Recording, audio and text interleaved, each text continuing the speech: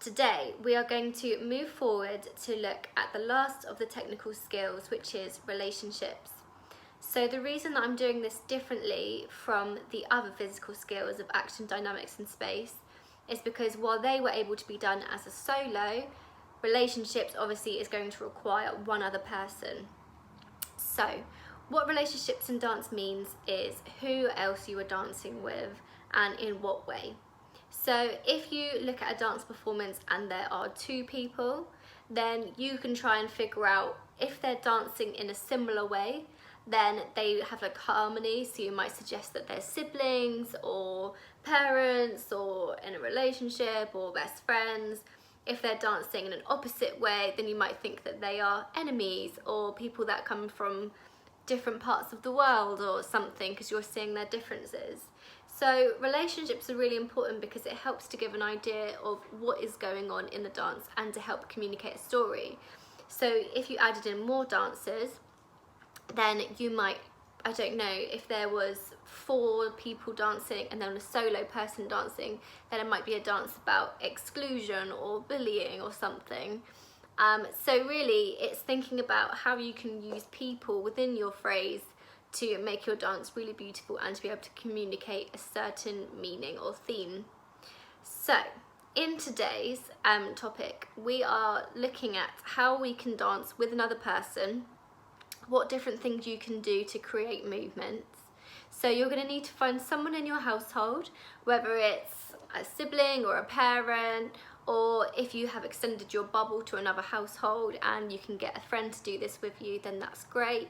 Just make sure that you are, of course, being safe and following all of the COVID guidelines. But I would love to see the things that you are doing with the person in your household. I did mine with my sister Mads, and I hope you enjoy. So for this video, I have got my sister Mads to do this with me, and we're going to start with mirroring. So mirroring is what it sounds like, which is you stand in front of someone and you are going to lead and they're going to follow exactly as you're doing it.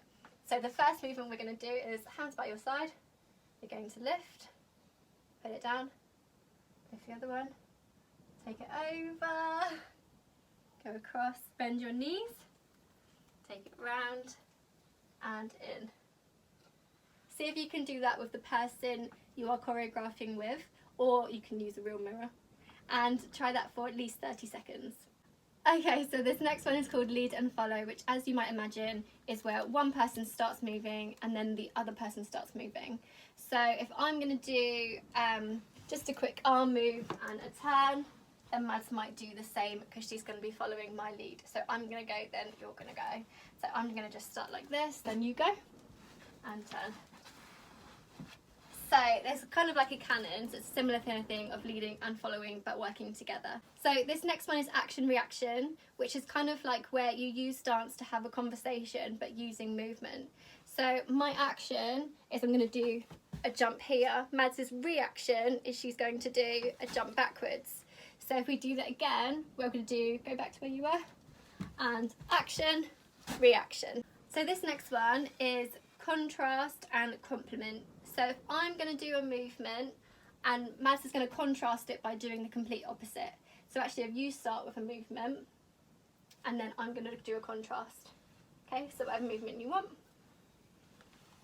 Okay, because she's gone on like a mid-high level and done a circle with her arm, I'm going to go on a low level and I'm going to make sure I'm not doing a circle. So I'm going to instead do something like jagged as I go down. So she's going to do the same, I'm going to do a contrast and go. So see, we had the contrast there. Now I'm going to do a complementary movement, which is not exactly the same, but something similar. So if we go again, remind me of your movement. There, okay. So I'm going to go like that. Okay, so 3, 2, 1, go.